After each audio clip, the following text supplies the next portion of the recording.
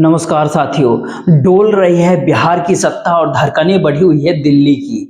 यह कोई आसान बात नहीं है कि दिल्ली की धड़कनें यूं ही बढ़ गया है। यूं ही इस दौर में नीतीश कुमार निकलकर भारतीय जनता पार्टी के साथ होने चल पड़े हैं। यूं ही इस समय में राजनीतिक गलियारे में खटपट शुरू हो गई और यूं ही इस दौर में भारतीय जनता पार्टी ने एक के बाद एक अपने नेताओं को और गठबंधन के साथियों को बुलाकर पूछना शुरू कर दिया कि हमारी परिस्थिति 2024 में क्या होगी। यह सब कुछ ऐसा ही नहीं है, इसके कई अलग अलग चेहरे भी हैं, इसके कई अलग अलग मायने भी हैं। उन चेहरों के आश्रय एक बड़ा चक्रव्यूह इस दौर में बनाया जा चुका है। तो सियासत को समझने के लिए आज इसी चक्रव्यूह के भीतर घुसने की प्रयास करते हैं। क्योंकि नीतीश कुमार इस्तीफा क्यों नहीं दे रहे हैं, उधर लालू यादव के घर पर कौन सी बैठकें हो रही है, दिल्ली के भीतर अमित शाह हो, जेपी नड्डा साहब हो, बंसल साहब हो, या फिर कहे बिहार बीजेपी के नेताओं का पूरा जमघट हो, किसको क्या किस रूप में बोलना है और उस बोलने के पीछे की राजनीतिक सत्ता क्या मायने रखती है, ये अलग अलग हिस्सेदारी भी है। और इन सबों के बीच कांग्रेस टूट जाएगी, इंडिया अलायंस टूट जाएगा, इस बात का जिक्र बीजेपी के भीतर से क्यों निकल रहा है। और आखिरी सिचुएशन में इस सब के साथ विधायकों की जो जोड़ तोड़ जब शुरू होगी तो कोई कहीं भागे ना, तो एडमिनिस्ट्रेशन अपने हाथ में थाम लीजिए, एसपी और डीएम को बदल डालिए। इन 4-5 हिस्सों के चक्रव्यूह के भीतर आप जब घुस सकते हैं, आप जब घुसने के बाद सियासी तौर पर काफी रोचक लगेगा कि भारतीय जनता पार्टी अपनी जमीन को पुख्ता बताते गई और प्रधानमंत्री नरेंद्र मोदी की अगुवाई में 400 पार का नारा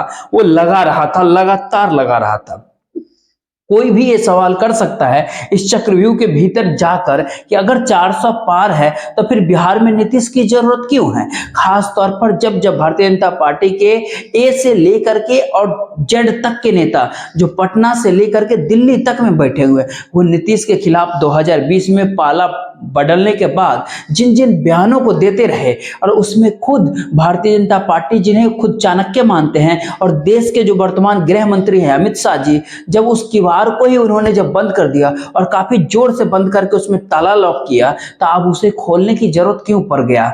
तो चक्रव्यूह का पहला हिस्सा तो यही होता है कि दरअसल भारतीय जनता पार्टी जो इस बार 400 पार का जो नारा लगा रही है, ये सिर्फ हवाई की ही बातें हैं। जी हाँ, राम मंदिर बनने के बाद बोर्ड साथ में जुड़ता चला जाएगा और भारतीय जनता पार्टी का विस्तार ऐसा होगा जो 2019 के लोकसभा चुनाव के रिकॉर्ड तोड़ देगा। तो नई परिस्थिति ये है कि दोनों जगह स्थितियां इतनी नाजुक है कि 272 के आंकड़े के लिए भी इस बार जो है वही सिचुएशन चाहिए जो 2019 में भारतीय जनता पार्टी के जीत के साथ मिली थी बिहार के भीतर। तो उसी सिचुएशन में लाने के लिए वो हर सौदे करने के लिए तैयार है। यही संदेश है पहला।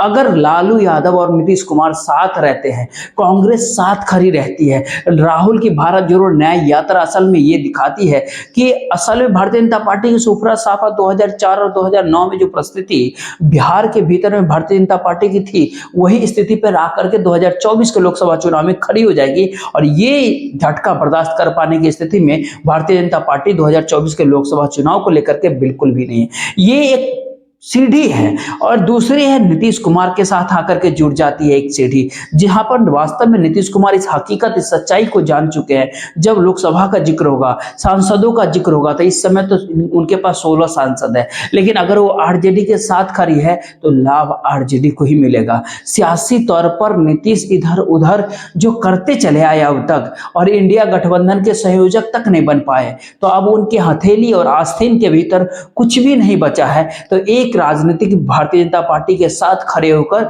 और फिर भारतीय जनता पार्टी को यह आईना दिखाकर कि आपकी जमीन उतनी मजबूत नहीं जो आप बताते हैं, तो आप हमारी शर्तों पर आकर के खड़े हो जाइए, कम से कम हमारे सांसदों की मौजूदगी भी रहेगी और सीएम भी हम खुद बने रहेंगे।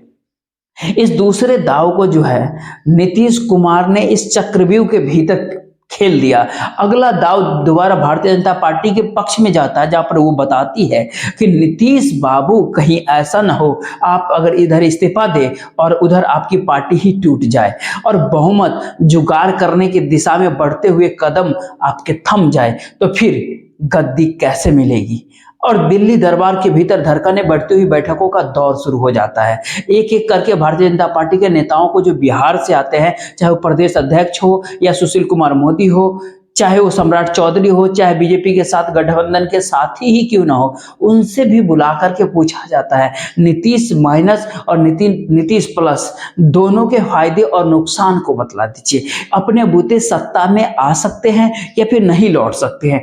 अगला सवाल फिर उठ जाता है कि क्या नीतीश कुमार की पार्टी कहीं टूट तो नहीं जाएगी, क्योंकि जिस तीखे तेवर के साथ भारतीय जनता पार्टी और संघ के खिलाफ आरजेडी स्टैंड लिए हुए है और राहुल गांधी लगातार भारतीय जनता पार्टी और आरएसएस को काउंटर करते हुए, निशाना साधते हुए राजनीति को साध रहे हैं, यह बात जानते समझते हुए कि 2 दिनों के बाद बिहार के भीतर नजर आने वाले हैं राहुल गांधी। जी हाँ, राहुल गांधी, वहां की राजनीति तब गर्म होगी। तो ऐसे में बताइए, नीतीश कुमार का साथ होना या फिर नीतीश कुमार का माइनस होना, जीत मिलेगी या फिर नहीं मिलेगी? इन दोनों सवाल के चारों घेरे में भारतीय जनता पार्टी के नेता ही उलझ गए हैं। उनको समझ ही नहीं आ रहा है कि कैसे कह दे कि जीत मिल जाएगी, क्योंकि बिहार का राजनीतिक मिजाज इस दौर में बदलने लगा है, हवा कुछ और बहने लगी है। तब फिर सवाल हो जाता है कि क्या ऐसा नहीं हो सकता है कि नीतीश कुमार को समझा दिया जाए, आपकी पार्टी टूटेगी तो हम व्यवस्था करते हैं कांग्रेस को तोड़ने का, उससे पहले आप पुलिस प्रशासन अपने हाथ में ही ले लीजिए। तो एक ही झटके में पटना के भीतर हरकतें शुरू हो जाती है और पटना का डीएम बदल जाते हैं। न केवल पटना का डीएम, बल हल उस संवेदनशील के डीएम, एसपी, बड़े बड़े अधिकारी को तबादले के दृष्टि से और परिवर्तन के दृष्टिकोण से और अपने साथ खड़े होने के निर्देश के साथ एक के बाद एक पन्ने जारी होने लगते हैं। अब धड़कनें दिल्ली की बढ़ी हुई है, हलचल बिहार के पटना में मची है, सियासी तौर पर निशाने पे कांग्रेस है। लेकिन फिर इन सारे चक्रव्यूह के बीच एक अगला चक्रव्यूह होता है लालू यादव का, राज्य सुप्रीमो लालू यादव। अब लालू यादव इस सच्चाई को जानते हैं कि बिहार में अब एक के बाद एक, इस साल भी चुनाव, अगले साल तो राज्य का चुनाव, ऐसे में बहुत कम ही समय है, किसी को भी लाभ होगा तो अधिक से अधिक 1 साल का होगा एमएलए के तौर पर।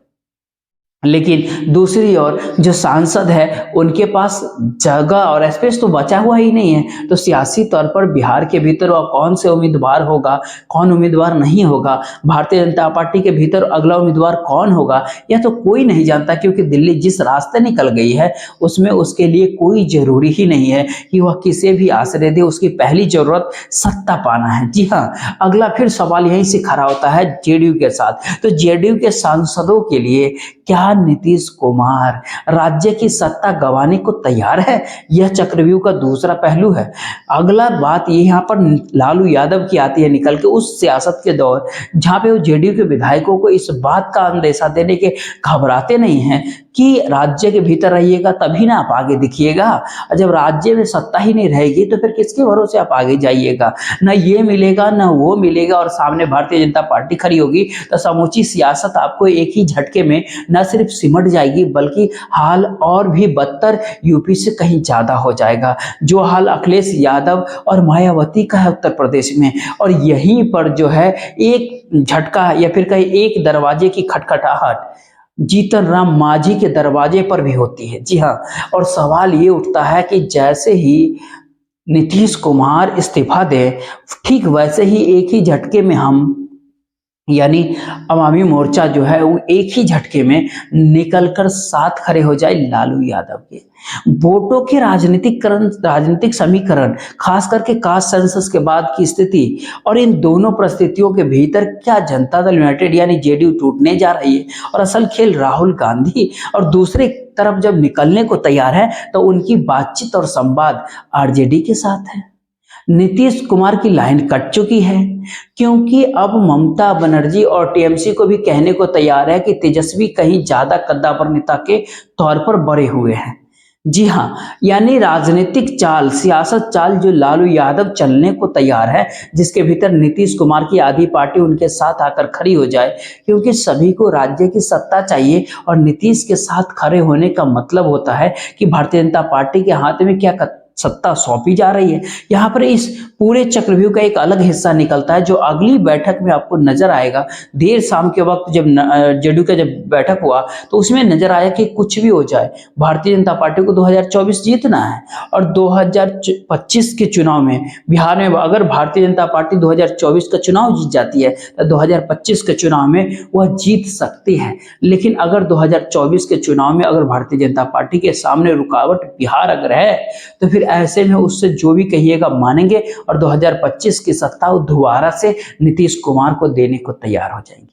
क्या सब कुछ इस चक्रव्यूह के भीतर इतना आसान है? और यहीं से फिर सवाल खड़ा होता है तेजस्वी यादव का। तेजस्वी जिस खामोशी के साथ, जिस चुप्पी के साथ, चाहे वो गांधी मैदान हो चाहे वो राज्य भवन हो, उनकी खामोशी और राज्य भवन के भीतर न जाना, राज्य भवन के कुर्सी पर लगे हुए उनके नाम के पन्ने को फाड़ कर अशोक चौधरी का नीतीश के बगल में बैठना, जी हाँ, ये सारी परिस्थिति बतलाती है कि सवाल खटपट का नहीं है, सवाल इस बात को दिखाने का है कि हम राजनीतिक तौर पर आपसे न केवल दूर हो चले हैं बल्कि जिस राजनीतिक नफरत का जिक्र बिहार की राजनीति के भीतर होता था, अब उस दिशा में वही इंडिया के दो प्लेयर बढ़ चुके हैं जिन प्लेयर को आपस में रहना था, लेकिन अब अपनी अपनी राजनीतिक जमीन बचाने की लड़ाई में दोनों छिटक रहे हैं। अब यहाँ पे ध्यान देने वाली बात है कि इस दौर में कोई सागोई के साथ आकर के कह नहीं रहा, बता नहीं रहा। आरजेडी कहती है समय दे रहे हैं, बताइए क्या हो। तो दूसरी ओर जेडीयू का कहना होता है हम लोग फ्रंट पर बैटिंग करने वाले लोग हैं, हम पीछे से कुछ भी नहीं करते। और इन सबों के बीच बढ़ी हुई दिल्ली की धड़कनें काफी साफ तौर पे बताती है इस मौके को कभी गंवाना ही नहीं चाहती है। जी हाँ, इस चक्रव्यूह के भीतर का प्रवेश द्वार बहुत साफ है। अब सवाल होता है कि उसके बाहर निकले कैसे। अब निकालना और निकलने नीतीश कुमार को है, निकालना और निकलना नीतीश कुमार को है। अगर नीतीश कुमार बिहार में इस्तीफा देते हैं, अगर एक ही झटके में जितना मांझी पाला पलटते हैं, उसी समय जनता दल यूनाइटेड अगर टूटती है, उसी समय अगर कांग्रेस के विधायकों की तोड़ का जिक्र भारतीय जनता पार्टी पैसे के साथ या फिर एजेंसियों के साथ अगर निकल पड़ती है ऑपरेशन लोटस के चक्कर में अगर बिहार में, तो ये तमाम परिस्थितियां चक्रव्यूह को और ज्यादा क्या करेगी, मुश्किल बना देगी। राजनीतिक तौर पर, सियासी तौर पर यह स्थिति बिहार के भीतर किस लिए आई, क्यों आई, कैसे आ गई और अब कौन सी परिस्थिति ऐसी है उसमें एक बार आपको फिर से शुरुआती दौर की बात करना पड़ेगा। मसला नीतीश कुमार भर का नहीं है, मसला लालू यादव भर का भी नहीं है। ये शुरुआत भारतीय जनता पार्टी के भीतर के उस खेल की है जिसमें बीजेपी अपने तौर पर पूरी ठसक के साथ, मोहर के साथ जीत की गारंटी 2024 के चुनाव को लेकर के चाहती है। जी हाँ, और जिले दर जिले स्वयं संघ के स्वयंसेवकों की रिपोर्ट और भारतीय जनता पार्टी की अपनी रिपोर्ट कहती है कि दरअसल भारतीय जनता पार्टी को बिहार में जबरदस्त घाटा होने वाला है। जी हाँ, सियासी तौर पर भारतीय जनता पार्टी इसको इसलिए भी बर्दाश्त नहीं कर सकती क्योंकि ऐसी ही रिपोर्ट महाराष्ट्र से भी निकल करके आती है जहां पर वहां का वोटर संवेदनशील है। उद्धव ठाकरे की शिवसेना को लेकर वह एकनाथ शिंदे के साथ खड़ा हुआ नहीं है महाराष्ट्र के भीतर। अब कुछ ऐसी ही रिपोर्ट जो है बंगाल के भीतर से भी निकल के आती है क्योंकि जिन इलाकों के भीतर कांग्रेस की न्याय यात्रा को जाना है या फिर भारत जोड़ो न्याय यात्रा को लेकर राहुल गांधी को जाना है और वहां पर मुस्लिमों की तादाद इस समय में विकल्प खोज रही है दिल्ली का, वह पश्चिम बंगाल नहीं देख रही है। तो ऐसे में बंगाल की राजनीति को साधने के लिए या फिर ममता बनर्जी को अपने राजनीतिक, अपने सियासी दायरे में बांधने के लिए दिल्ली की धड़कनें बंगाल को भी देखती है और एक ही झटके में भारत जोड़ो न्याय यात्रा का रास्ता रोक दिया जाता है, उन्हें इजाजत नहीं दिया जाता है। जिन रास्तों को रोका गया है, जिस प्रभाव क्षेत्र में बंगाल पड़ता है, वहां के करीब 8 सीटों के ऊपर जो मुस्लिम वोटर की संख्या है, बहुत बड़ी संख्या, अगर वो कांग्रेस के साथ खड़ी हो जाती है तो 2 सीट पर भारतीय जनता पार्टी और 6 सीट पर ममता बनर्जी के लिए काफी मुश्किल खड़ी हो सकती है। और यह संदेश 2024 के लोकसभा चुनाव में अगर चला गया कि राज्य के भीतर कांग्रेस की एंट्री हो गई है, तो फिर दिल्ली की धड़कन ममता को भी समझाने से घबराती नहीं है और उनकी अपनी राजनीतिक सियासी सेह को बरकरार रखने के लिए कहती है, बतलाती है कि क्यों जरूरी है कांग्रेस को। अब आपके मन में एक कुछ सवाल उठ जाएंगे कि क्या सच में कांग्रेस इतनी प्रभावी इस दौर में हो चली है? क्या सच में राहुल गांधी की भारत जोड़ो न्याय यात्रा कोई निर्णायक परिस्थिति इस दौर में पैदा कर देगी? क्या अब इस स्थिति में कांग्रेस आ रही है जहां पर वह अपने पारंपरिक पुराने वोट बैंक के साथ खड़ा कर दे? बिल्कुल भी नहीं। कांग्रेस बहुत ही ढलमुल पार्टी है, बहुत ही कमजोर पार्टी है इस दौर में। उनके संगठनिक चेहरा राहुल गांधी के आसपास सिमटा रहता है और इस दौर में भारत जोड़ो न्याय यात्रा के जरिए भी जिस स्थिति को असम से बाहर निकाला गया उसमें बहुत बड़ा लाभ कांग्रेस अपनी राजनीति से नहीं साध पाई। लेकिन सवाल तो वोटरों का होता है।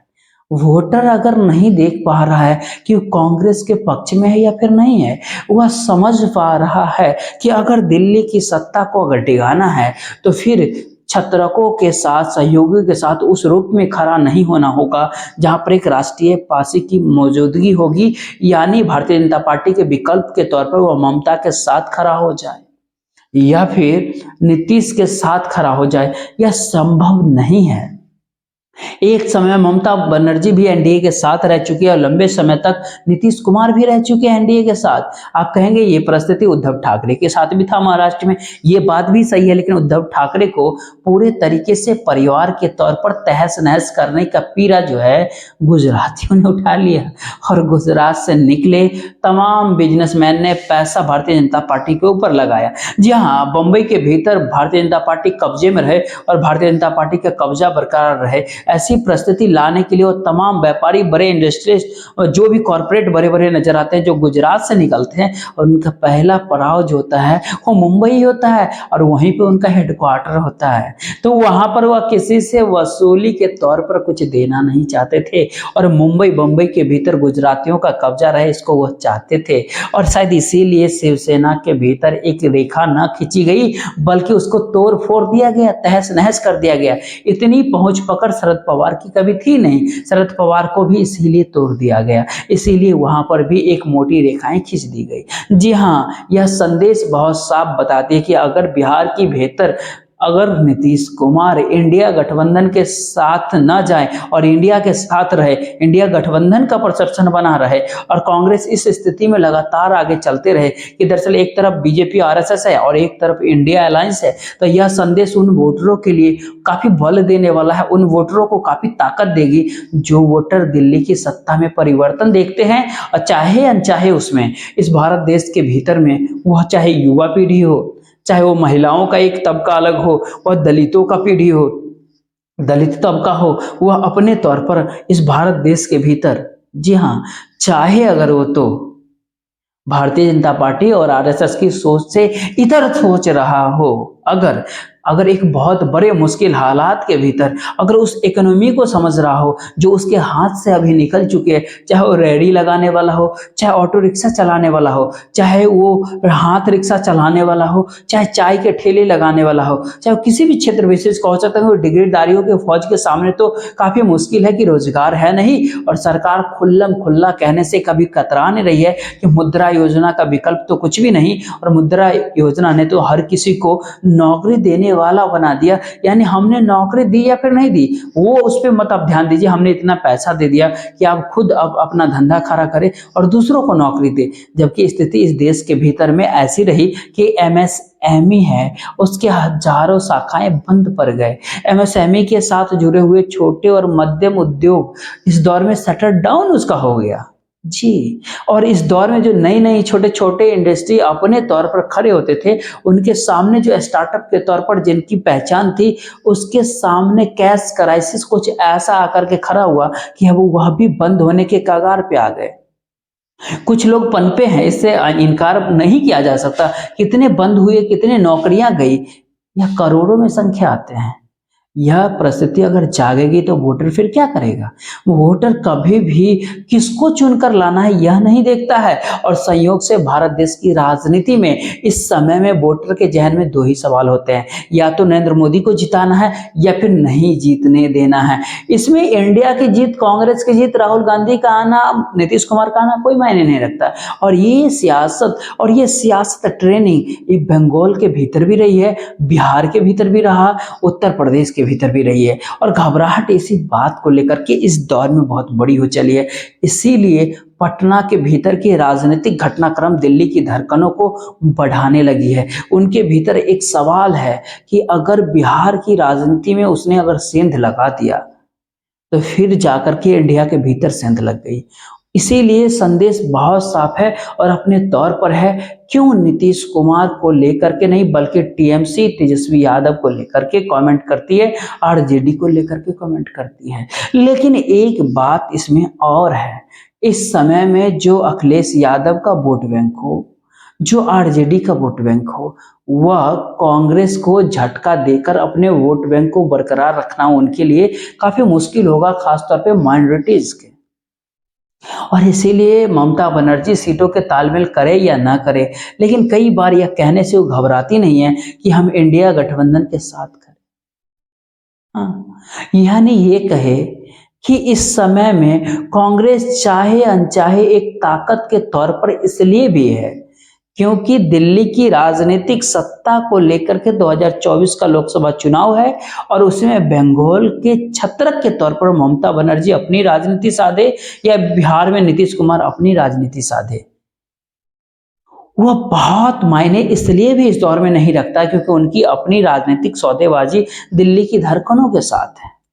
और शायद इसी प्रक्रिया के भीतर बिहार की राजनीति में लालू यादव जिस नई रेखा को खींचना चाहते हैं वह खुलेआम खुले तौर पर इस बात का एहसास करा रही है कि देखिए नीतीश कुमार उस भारतीय जनता पार्टी के साथ है जिस भारतीय जनता पार्टी के खिलाफ इंडिया गठबंधन को खड़ा किया गया, उस नरेंद्र मोदी के खिलाफ है इंडिया जिस नरेंद्र मोदी के साथ हो सकता है बेतिया के भीतर जो रैली होने वाली है प्रधानमंत्री नरेंद्र मोदी की उसमें स्वागत करते हुए और उसमें एक ही बहुत बड़ी माला के बीच में नीतीश कुमार और नरेंद्र मोदी दोनों एक साथ नजर आएंगे। शायद इसी चक्रव्यूह के भीतर से निकलने की परिस्थिति तभी पैदा हो सकती है जब नीतीश कुमार इस्तीफा देंगे। इससे हट करके कोई दूसरा विकल्प होता नहीं है और जैसे वो इस्तीफा देंगे 3 घटनाक्रम काफी तेजी से घटित हो जाएगी। एक और आरजेडी की ताकत, दूसरी ओर दिल्ली का अपने हाथ में सब कुछ लेने की प्रक्रिया और तीसरी ओर नीतीश कुमार का अपने सियासत सौदेबाजी के दायरे में अपने तमाम विधायक एमएलए सांसदों के साथ खड़े होकर भारतीय जनता पार्टी के ऊपर अपने सौदेबाजी को थोपने प्रचार प्रसार। कौन टिकेगा, कैसे टिकेगा? क्योंकि घेराबंदी काफी तीखी हो गई है, सियासी तौर पर वो घटनाक्रम एक के बाद एक नजर आ रहा है। आखिरी संदेश क्या होता है? संदेश बहुत साफ होता है, जो होना है 24 घंटे के भीतर ही होगी। संदेश बहुत साफ है, इस एक दिन के भीतर ही बिहार की राजनीतिक भविष्य की धारा को भी तय करना है और इसी 24-48 घंटे के भीतर ही जिस ताकत का एहसास नैरेटिव के जरिए भारतीय जनता पार्टी और मोदी मंदिर के बाद करवा रहे हैं भारत देश में, 400 पार भारतीय जनता पार्टी 2024 में वो 272 के नीचे होगा भी या नहीं होगा, इसकी भी एक रेखा आपको खींची हुई दिखाई पड़ेगी। इंतजार आप कर लीजिए, केवल 1 से 2 दिन के भीतर ये तमाम सारी परिस्थितियां आपके सामने होगा। देखते रहिए, हमको दीजिए इजाजत। जय हिंद, जय भारत।